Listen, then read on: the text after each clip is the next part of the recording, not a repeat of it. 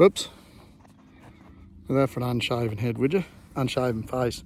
Shaven head, shaved ears, shaved neck. I've got to do this. I hate shaving. Hate. But I look like a bit of a grub if I don't shave. Rightio, Swano Mick here. Monday, Carl's has gone back to the sunny coast. She's Brisbane exhibition holiday, show holiday today.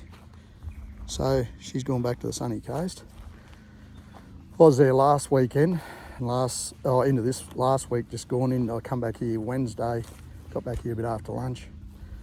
Now, we got a little bit of weather here today. We've had about 6 mil of rain. I'm just going to go for a bit of a wander in. You can hear the Jenny in the background, so I'm just topping up my batteries. This week, if it's fine, I want to do a little bit of cementing, a little bit of concreting, I should say, not cementing. Cement's part of concrete, so I want to do a little bit of concreting just around the, around the 75 by 75 thick wall posts that go up to the beams on my shed. Been putting a few rivets in this morning after we got back from the coast. From Stanthorpe. She's a good nearly 30 minutes drive from where I live into Stanthorpe. So I said to Carl's I had to go in and get some spark plugs from our left truck. And I also, we got a breakfast burger in there. It's a Works breakfast burger because I won't have anything until tea tonight. Let's have a light tea. And so light on, but the girls in there, they're in the industrial estate heading towards Texas, the little town of Texas, just outside of Stanthorpe. It's western side. It's the second part of the industrial estate. And they're right before JSI, right nearly in front of JSI motorcycles. And I bought a few things in JSI, and they're good. They're good. I've got some Honda oil in there for them. Yep, the Jenny's run out of fuel. I got some oil in there for my. I've got to walk up that way and do it. So what was I going to tell you? Yeah, got a brekkie burger. So it's a Works burger. So on it has a roll, it has bacon, it has an egg, it has a sausage, meat patty, It has a potato, what do you call those? They're like a potato ring, they're thin, mashed potato, I can't think of it. You get them at Macca's too. Has that on it anyhow, has sauce. It has not broccoli, it has spinach. It's got a heap of stuff on it. And got one of them and a cup of coffee, and Carl's got the same with a big, massive cup of coffee, takeaway. And yeah, I just got to go and check and make sure let's flick the little SP Tools Jenny. She's been going like a little champion. Let's put it back in the shed. See these little flies here? Look at them. So we're running 100%. See that? 100%. And the inverter there, listen to her. So to top that up, because I think we're down to about 90. So overcast day, we're not making much power. So what I've been doing here is I have, what are we up to? 4 minutes and 15 seconds. Just going for a bit of a walk around here just to show you. You see that? That's a water pod. I got 4 of them in the property. I've also got a 10,000 litre tank. And this 2,000 litre tank, it's full. So there's our fire suppression here. 10,000 litres, 2,000 litres, another 4 in pods. 1 down the back here, another 2 up beside the container up there. Got a couple of containers here with just bits and pieces of furniture and that in it. Had the containers already, so I wasn't going to leave them up on the sunny coast, so got them transported down here, and I can just store a few bits and pieces in there. So rightio, where are we at? There's me little bench to sharpen my chainsaws and that. And just bits and pieces of rubbish here. Not rubbish, just stuff. Firewood we'll put on those things. That's the panel that's on this shed. That's the cut-offs, side offcuts. Got a few more of them. So, a few of these trees are going to have to go. Now you might go, why would you cut these beautiful big trees down? I'll tell you why you cut these beautiful big trees down. And unless you live in Australia, I can't speak for other countries, but in these are eucalypts, right? And if you would have heard of stuff called eucalyptus oil, very flammable, very flammable. Now I'll be taking a good long hard look at what I cut down here. This fella here, this tree here, he'll go out this way.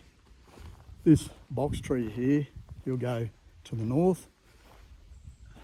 So the triple barrel one's hard to say, that one. These two are going to go. Now what I was saying about these eucalyptus leaves, when it gets dry and when you get a firestorm, those things, that leaf on that are loaded with oil, eucalyptus oil. They explode. If you get a firestorm coming up the valley here, which their wind predominantly comes from the east, so that's the east out there, straight out where I'm walking now, to the other side of these rocks, that's your east. Now, this doesn't look it here, but here, see where these two twin barrel stumps are here. As you go the other side of there, it drops off.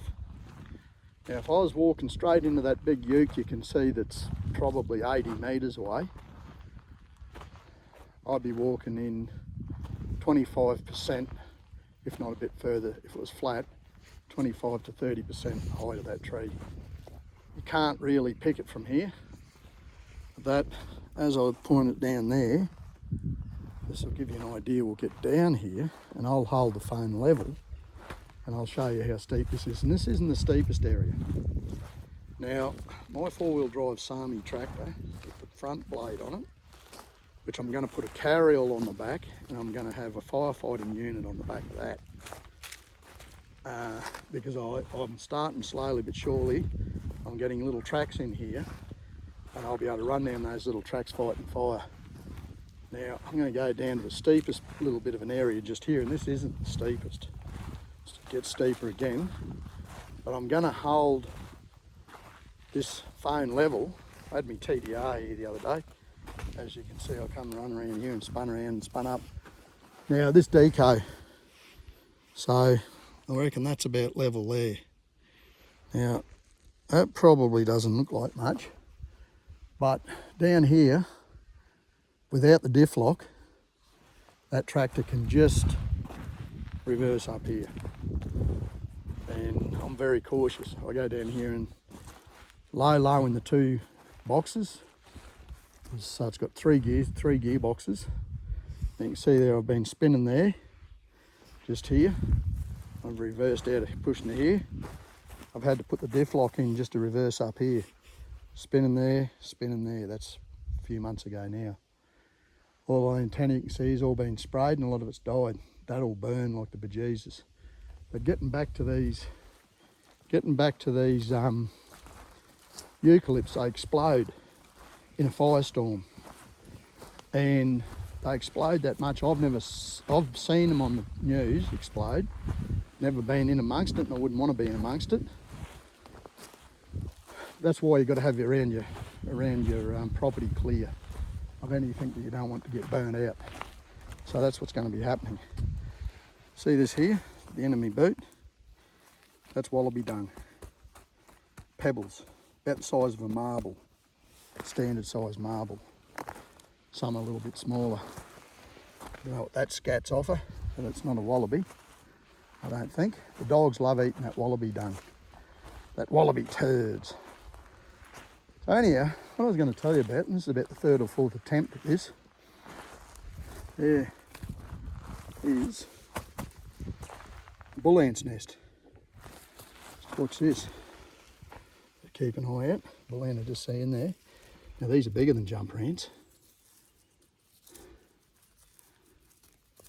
Watch this. They'll come out.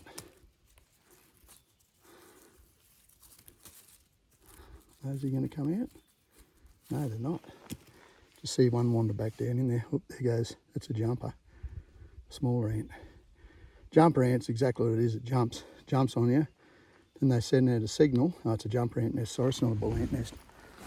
They send out a signal when they get about 10 of them on you and they hit you. Oh, holy hell, does it burn. There's another one there. Jumper ant nests here everywhere. They're not active today, obviously the weather. But what you do is, what I've got to do is I clean all this away from the base of the trees. These trees are all right. But I've got to take out at least 1, 2, 3, 4, 5, 6, 7, 8, probably about 12 to 15 trees in and close to my area. But that's 60 metres from there, the right hand side of that pile of wood you can see there, which I've got to burn, up to my little cabin, which you can see the solar panels on it, Falcon Utes in the foreground. So that's got to be done before summer. And I've got 4 1,000 litres of water. One of those will go on the back of the tractor with a pump, water pump. So you can keep everything wet down in the event of a fire. But like I said, you get a firestorm coming up here with the wind predominantly coming from the east. You can see a dead tree in there by the looks of it.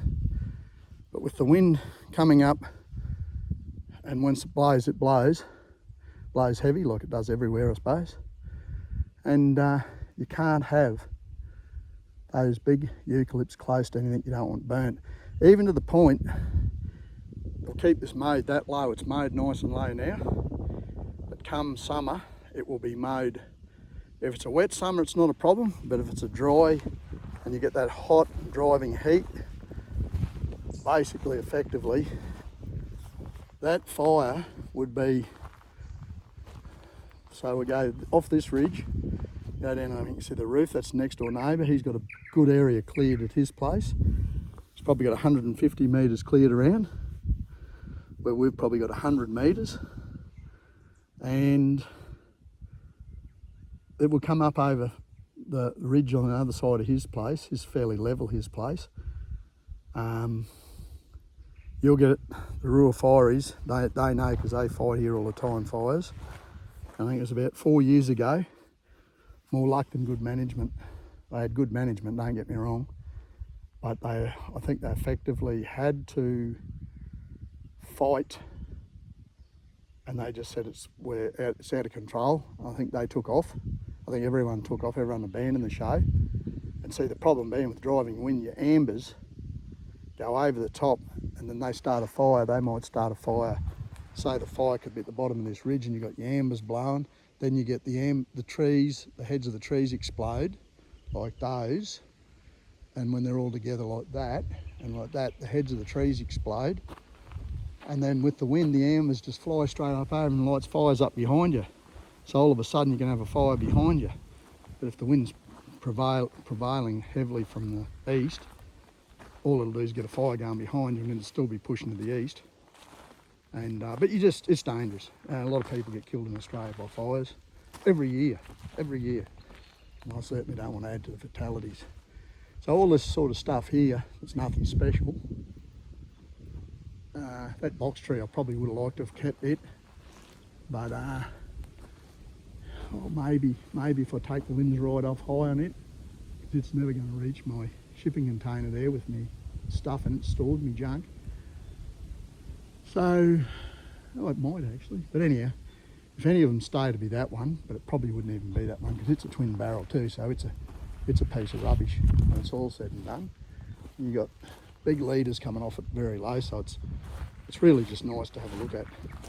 And if you have a look here, which I've showed you, I cut that off with my chainsaw. Only half that was It's not even healthy, see this? So effectively, you've got all that scalloping out, and that's, it's all been this was all farming land in the 1930s and 40s, and fairly well cleared. But since it's been left, a lot of these are just shot off out of these stumps, and a lot less, even in the last 20 years. Like those two down there, they grow quick here, and you can see just the epicormic growth growing out of the one in the back. In 12 months, I knocked all that epicormic growth off there. In 12 months, it's 3 foot high. I just want to show you something down to the western side here. These are native apple gum. Yeah, they're everywhere. Another dead tree there. Triple barrel, twin barrel, just rubbish. Never going to be any good. Never. Better off gone. Better off planting decent tree. See a lot of wattles through here. So he's nothing special, but he could probably stay. Another apple gum there, that could stay for the time being. This here, I dropped one here the other day. Tried 2 little ones. They're sitting over there. That's got to go. Dropped on, nearly tripped over. Dropped the limb off that. Yeah. So that's what's got to go. I've just got to go. These I'll leave for the time being. I'm going to get an arborist in to take a few of these out because they're too close to the shed. Last thing I want is them on top of the shed. That one can probably stay. That one may stay. One's beside it, no. 3 beside it, the other side, that little box trail of the old tin on it. Had red-bellied black snakes. 2 little red-bellied blacks. I shifted that tin the other day that was up there because we shifted it for the arborist to come in and cut the trees down. And there was 2 young red-bellied black snakes under there. Of course I didn't worry them, I just shifted them. I moved them on over beside the tree. So I'll go for a walk up and show you the tree laying down. And believe it or not, one of them was between the tin. And as I've lifted, had about 3 sheets of tin to go, and as I've lifted it off, I said, oh Carls, look at this. I always lift so the tin's between me and the snake, and she was up. Let's get your camera out. And she hasn't shared it to me yet, little vlog on the little red-bellied blacks. And yeah, so I'm just going to show you where they were. So these trees here got to go. There shouldn't be a problem. I'll just go. We'll just drop those trees straight up this side of my our boundary, and probably maybe this one here, this twin barrel definitely. Those there, those 2 there, and that one there, and the dead one beside it. Maybe even, I might be able to get a log out of that one there. Maybe a mellable log. It's a stringy bark. He's probably 1.5 foot through. There's my arm. So, size 11 boot. Big grip on the earth for a little man. It looks like an old, not sure, but I think that's an old apple gum there. There's an apple gum beside it. There's a series of apple gums there. So they got to go because we've got the shipping container here. And fire, simple as that, fire. Happy to leave the majority of this down here. I've just been in there with the tractor pushing down the rubbish below it. These big fellas, these 3 have got to go. They've got to go. Which I don't really like to, but look, they're just too close. Too close. See that? No, that is a devil's fig. That is a pest. See the spines all over it, all up the strength, the length of it. Just kick that out then. It's a devil's fig. I just forget the technical name for it. Our mate Mark's passed away from pancreatic cancer. He named him the devil's fig. I don't know where he got that name from, but it's stuck in my mind. So anyhow, there's another little area down there. So look, that's 19 minutes. So I'm just going to go jump completely from that 5 minutes what happened to my parents. So they divorced probably, oh look, I've got to say mid-80s. Dad got with another woman, Jeanette, and she since died, I would say, probably 15 years ago. Dad passed away in it was either Good Friday or Easter Saturday, the year 1998, at just 64 years of age. Believe it or not, Dad was born on Australia Day. That's the 23rd of January or the 24th of January, I'm not sure, Australia Day in here.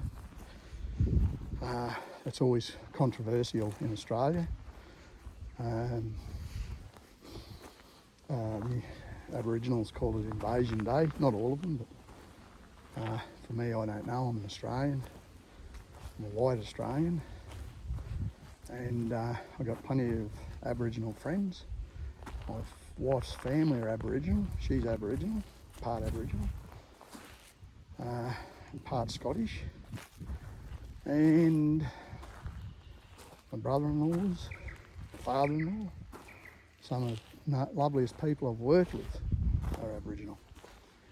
Going good with Carl's family, and Carl's an extremely good woman. She's got to be to put up with me. Got to be. So rightio, there's the wind picking up a little bit. So Dad passed away in 1998 from pancreatic cancer. He fought it for between 12 and 16 months, I'd say. 2 operations. When Dad passed away, he used to have a beer, he used to love a beer. I'd say probably drank too much beer, and he probably didn't realise he had trouble with all that side of it, the liver and pancreas side of things. Pancreatic cancer, the problem being by the time they detect it, it's too late. So, see this? Grass, native grass, I think. Might be Lomandra shara, but I'm not 100% sure. There's a heap of Lomandra along the foliage here. That may be Lomandra shara. Don't know its technical name. There again, doesn't matter. So that was Dad. He died, and he was only a bit over 64, only 64 years of age. So 10 years later, Mum, I thought got on good with my dad. Nowhere near as good as I got on with my mum. And this is like phase 4 or phase 5 in the life talk. And Mum was, I blued with her a lot, especially in latter life. I didn't agree with a lot of things she'd say. And she used to say to me, it's quite comical, "Hey Michael, you were such a lovely little boy." This is when she's arguing with me. "Whatever happened to you?" And I said, "Well, I can tell you, Mum, because I've always got a pretty quick answer to most people when they give me the shits. Well, Mum, I grew a mind. I grew a thing they call a mind. And my mind doesn't think exactly along the lines of yours. Don't get me wrong, she was a great mother, a lot closer to Mum than Dad. Not that I disliked my dad. There were 3 of us that had a bit to do with Dad. Mum was a staunch Catholic, and there was only one marriage for her. Probably only ever one man, I'd say. I never asked her. Didn't need to know, not my business. But I'd like to put money on it. I'd like to be as sure as winning the lotto. Whereas Dad was a different kettle of fish. He was like me. Dad wasn't like me as in I'm faithful to Carly. I don't think Dad was real faithful at times, but you know, that's not saying, you know, it's you are what you are. And they were, his father wasn't definitely faithful to his mother. I know that because he told me that himself, because Dad didn't particularly like his dad. But for all their differences, Dad come up probably 2 to 3 months before he passed away. He was looking pretty thin. I think he knew he was buggered. And what I have found out about pancreatic cancer is only 10% survive 5 years after diagnosis.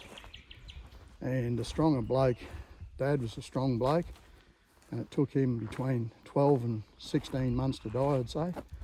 Not sure of the exact, but it was definitely over 12. 2 operations. The last operation was just to bypass all the tumours, big tumours in his chest and his liver and his pancreas and whatever else, all in his intestines. And they had to bypass that beautiful little finch there. Just absolutely gorgeous. And this can't, I don't think this can zero in. No, but it might come closer. Beautiful blue head, the light blue top of his head. They're here everywhere, so hopefully they come closer. And blue above his neck, a light blue ring. Hopefully they come over. Don't think they will, but anyhow, there's a heap of them there. Beautiful little birds. But no, it was a sad day because I seen Dad a week before he passed away, and Dad was stockier than me, 5'6" probably, only probably ever 5'6", maybe 5'7" in his heyday.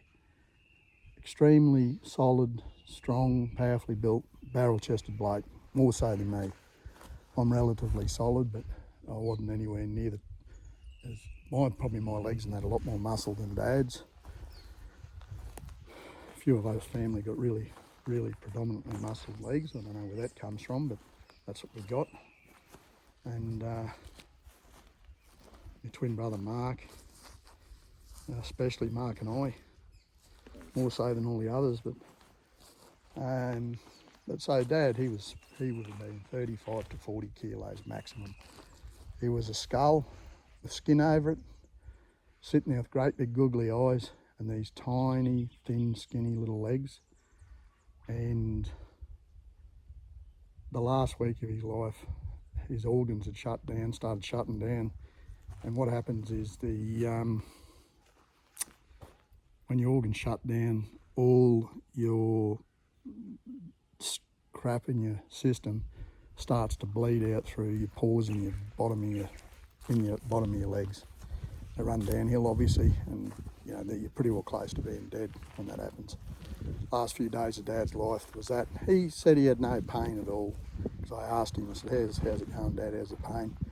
No, Mikey, mate, no pain. So Dad died on the, we were either Good Friday or Easter Saturday. I got a feeling it was Easter Saturday, 1998.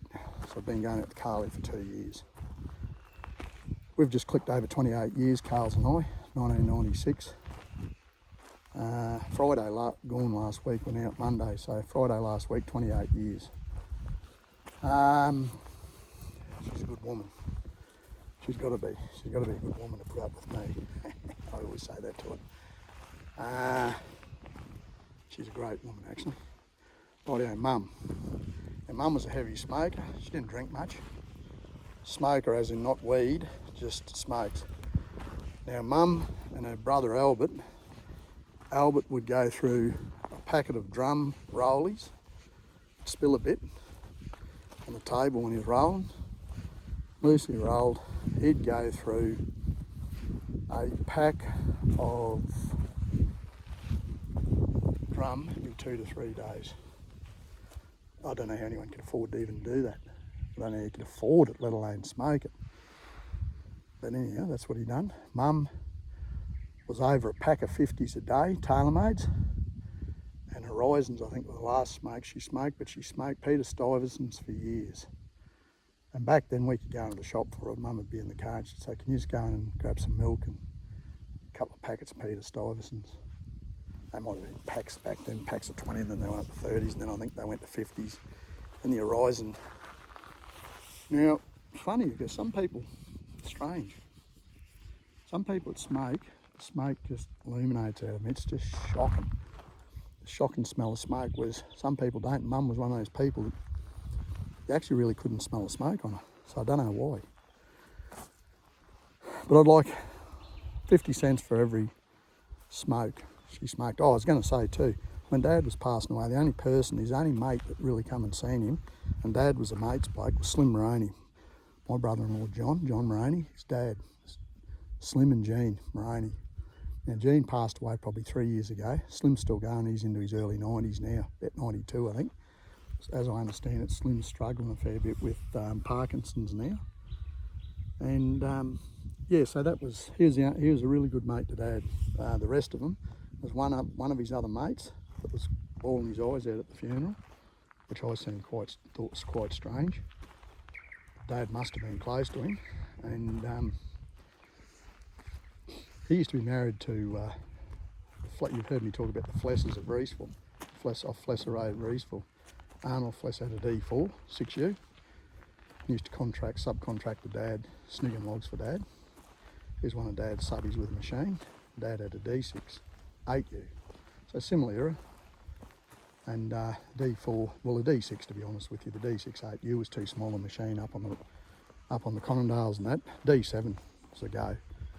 D7 17A or something like that. My ex-brother-in-law, he's got a 17A, and he's also got an 8U. He's got 8U8161 serial number, and Dad had 8U8163 serial number, believe it or not. So only a machine apart, 8161, 8163, off the production line at Caterpillar in the US, both come to the Conondales.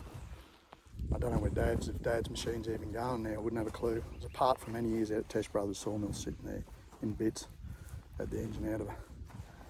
And the 184 Inders, Grigger's got one, they've got the D6 too, as in Neville Grigger. He's, hang on, yeah, Nev Grigger, hang on. Not Bradley's dad. Yeah, Bradley's dad, Bradley Grigger. Ian Grigger, sorry. Neville Grigger had the sawmill at Peachester. His son just passed away too. I think Neville still might be going. Peachester sawmill. Dad used to cart timber down to there too. Take sawn from there to wherever too, sawn timber.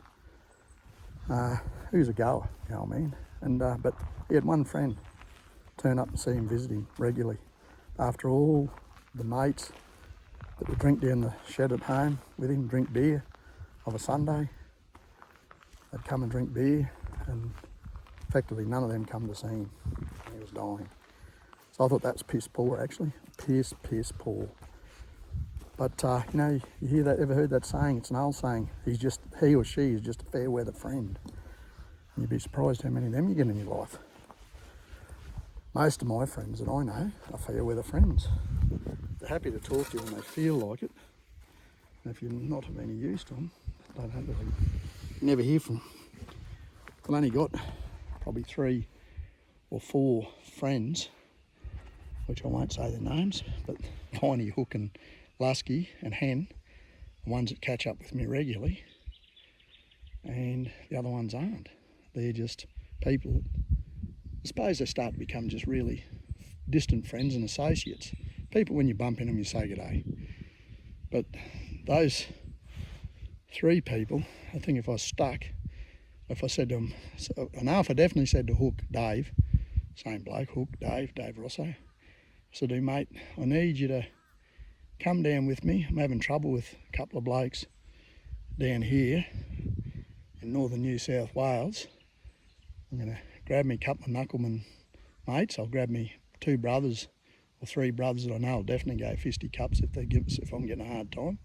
I'll grab my son, and I'll grab a couple of mates, and Dave would be right there with me, without a doubt. He's the one that I could definitely count on if we had to do that. Look at that. You can see those cliffs over there on the far hills, which you probably won't pick through this.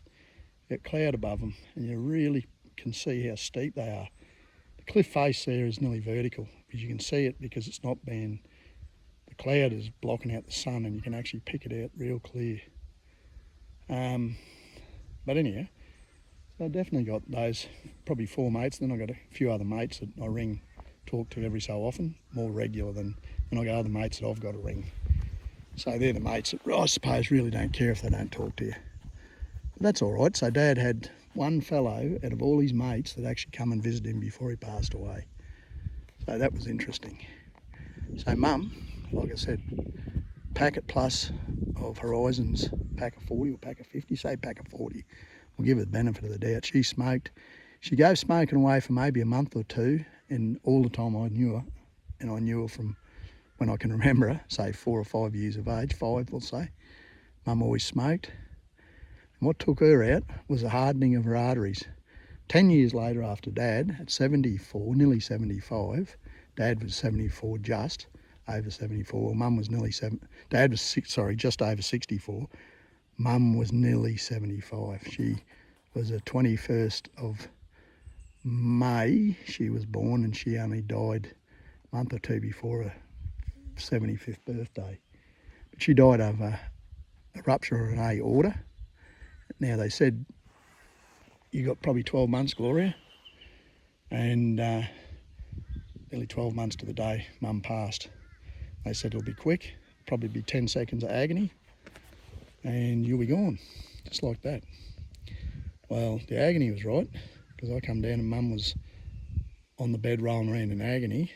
The ambulance had trouble, couldn't get there, and I rang them a few times in a spotted dither, and there was an accident down the range, and they had to tend to that. But anyhow, Mum, we got her up to the hospital. The ambulance got her up to the hospital. We couldn't move her.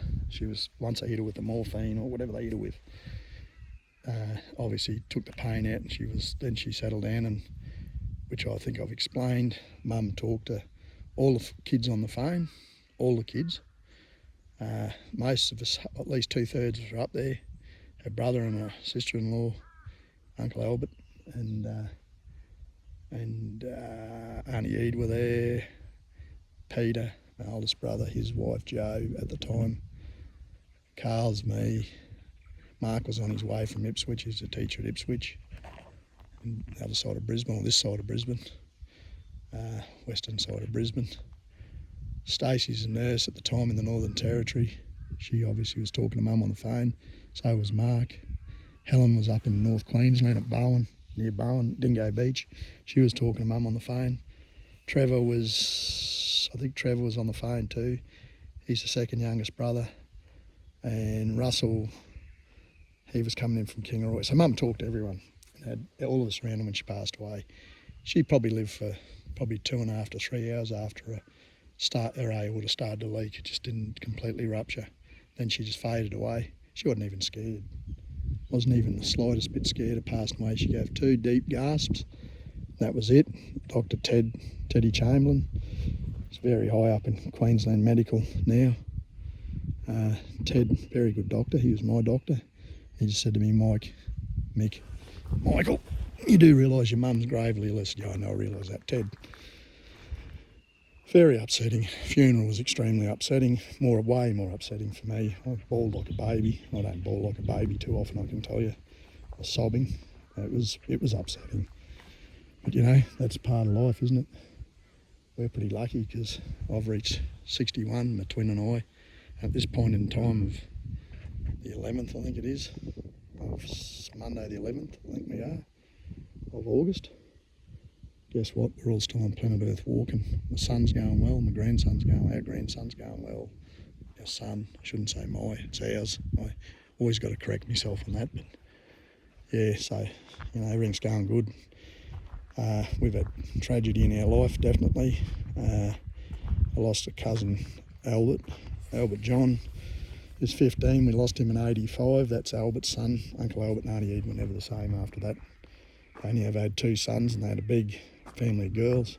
I think there was 9 of them, and I think there's 9 all up. And they've had Uncle Albert's gone. He went about 10 years ago, I think. 5 to 10, maybe 5. Auntie Ede's still going. She's a fair bit younger than Uncle Albert. I think she's 10 years younger than Uncle Albert. She's still going, as I understand. And all the kids except Albert John are going. He died of leukaemia. That was sad. It's very sad. That was really sad. Sad when my grandmother went. Olive Nora Vogel. That was sad. Dad, it was sad. Mum was the saddest until my sister Stacey's just turned 55. Her husband Russell Dyer, and Paulie, 18 year old, turned 19 the next day. They were killed about 4 years ago now. That's the saddest time I've ever had, to the point when I'd see Stacey I'd get anxiety. And last time I seen Stace, talk to her a bit on the phone. Stace has always been a very private girl, and I'll talk to her a few times a year, definitely for a birthday. And even on birthdays, because it's quite close to, she's August the 2nd baby. It's quite close to the passing of her husband and Paulie. She doesn't take phone calls for a birthday because it's, obviously it's a hard time in the month of August. But yeah, that's the saddest time we've ever had. I've seen plenty of people die, as in I've only ever seen one dead person, that was Mum. I didn't hang around long because I don't need to look at dead people. I know heaps of people, seen heaps of dead people. I'm not a person that needs to see heaps of dead people. Hopefully I'll never see another dead person. What was I going to say? So the reality of it is that's probably the biggest tragedy we've had in our family. But, you have your uncles and aunts die, that's bad. But nothing like when, I haven't had a brother or a sister go, but I've definitely had a brother-in-law and a nephew go, and that was terrible. That's the worst. And my cousin Albert was terrible. Mum was terrible and Dad was terrible, but I'd rate it as Paulie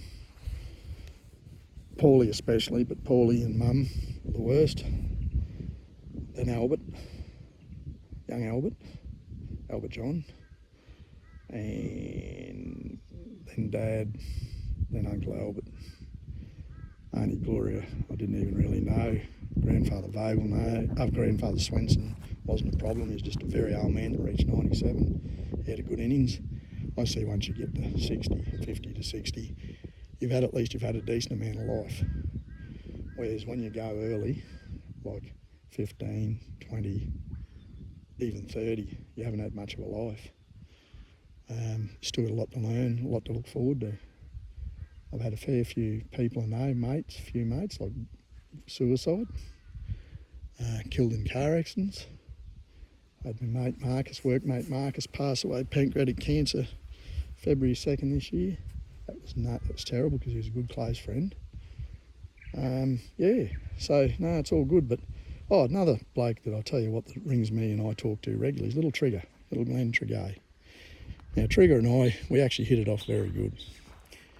And I've been watching a bit of stuff on Donald Trump and Kamala Harris and their vice presidents. Now, I was going to give Trumpy and all them the benefit of the doubt. I thought, and look, I do hope whoever gets in over in the US, I hope they do a good job. That's what I hope.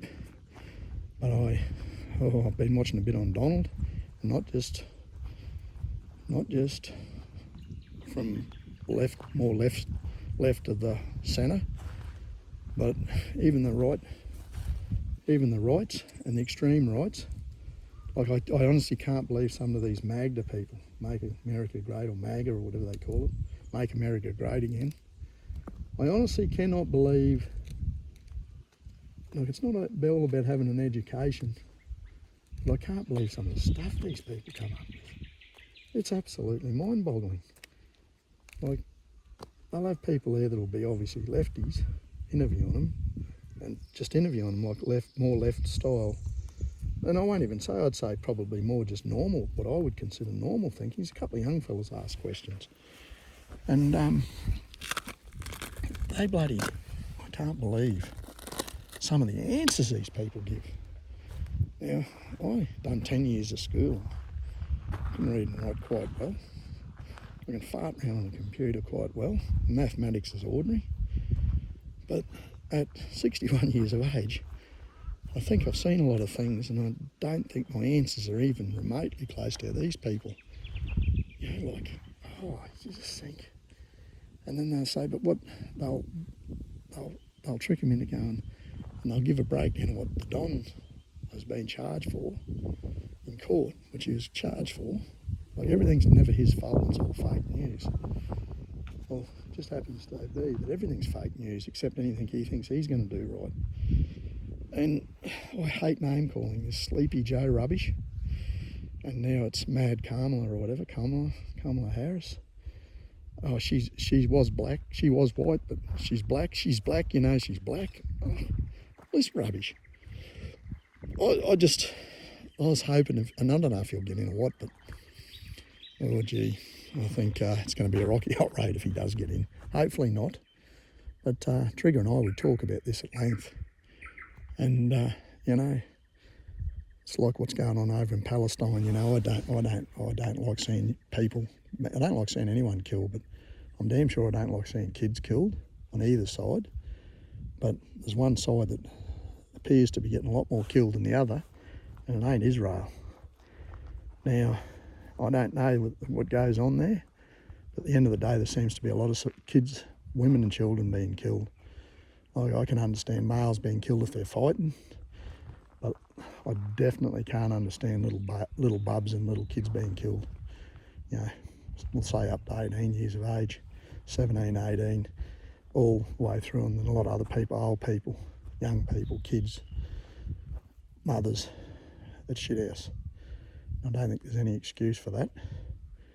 But I don't know, I'm not there, so I can only tell you what's going on here at Macali as I speak, and I can see this low cloud over on the mountain ranges over there. I can tell you that. And I can hear a dog barking right off to the south, hundreds of metres away. And I'm going to leave it at that. So that's how my parents went, and there's a few stories on a few mates. Yeah, I finish up on little Trig, good little bloke. Very strong opinion. I could probably argue the point a lot more than I will, because I won't argue the point about politics at all, really. I've got my own ideas on it. I'd say I'm pretty well central, but I do believe that I don't like seeing the Australian taxpayer and the Australian peoples and a lot of minerals being taken out of Australia for not good money. We've got to get good money for anything we dig out. Farming's reoccurring, the minerals aren't. So there's no use having a great big hole in the ground. Like, I'm not joking. This is nothing from here to way over those mountains. When you go up into there's rain over there. When you go up into the mountain and you go and see those mountain ranges of spoil that are not as high as that mountain range, but they're bloody big. And you see what's dug up, and I know the farming land that was there before it and the farming land that still exists. You've got to make good money out of it. If you don't make good money out of it, you're better off leaving it and we'll use it ourselves. But, you know, we do sell a lot to China. I think we get good money from them. Some of our coal's amongst the best in the world, as they tell me, in the Bowen Basin. If not the best. There's another place in Indonesia, apparently coal is real good. They've got a lot of resources to Indonesia, and hopefully they're getting a good amount of money out of theirs, not being ripped. But I think that in this part of the world, in the great southern land, I think it's good being mates of America. But I think it's also a very smart move to be good mates of China and Russia. And I just don't think that you need to be blue with America, China, Russia, India, England, France, which we're not going to blue with England. We're never going to blue with England. I hope not think we would ever blue with America. I doubt it. And I'm actually a pretty big fan of how the Chinese operate. And I think we get a lot of false news on a lot of the news here about China, because I think that it's if they weren't happy with how they're going, I think there'd be a populist uprising and they'd exterminate the people who've given them grief. But the Chinese are moving ahead fast, moving ahead very fast. Look at their space race, very quick. Their battery cars are the best in the world as far as I'm concerned, right up there with the Japanese. By what I see, their battery technology is the best in the world, because most of 80% of the batteries come out of China, and they build stuff at a very good price. I'm a big fan of stuff that comes out of Japan, motorbikes, cars. My wife's got that Isuzu D-Max brilliant vehicle coming up towards 200,000, still going like a train. The older American stuff, I can't speak for the new American stuff, but the Effie RLF truck, which I know them back to front, inside out, Cleveland engine, heavy duty gearbox, extremely heavy duty gearbox, heavy duty diff, big brakes all round, F350, short wheelbase. Late 1970s, extremely well made vehicle. That Falcon over there, that BF, Ford Australia made that, extremely well made vehicle. It's got just over 200,000 on it. It's 18 years old and still going like a train. I think the American vehicles are good. I can't speak about modern stuff, but I can speak about 20-year-old vehicles plus, or designed from America, 20-year-old plus. Very good. And obviously some American motorbikes are good. European KTMs, and a lot of them made in China now. So look, big fan of a lot of the stuff out of China. I've got a lot of Chinese stuff, chainsaws, motorbike. Got a couple of China chainsaws. Got Chinese push bike, battery push bike. It's good. My iPhone's Chinese, made in China. China. So they know what they're doing. Look at their space race. I'm going to leave it at that. That is 50 minutes. That's all I want to talk to you about today. The passing of how my parents passed and what age. And friends and good friends, real good friends, and just friends you catch up with from time to time. So I'll leave that. Swano Mick from Macquarie on this Monday afternoon. Swano Mick out. You all have a lovely one.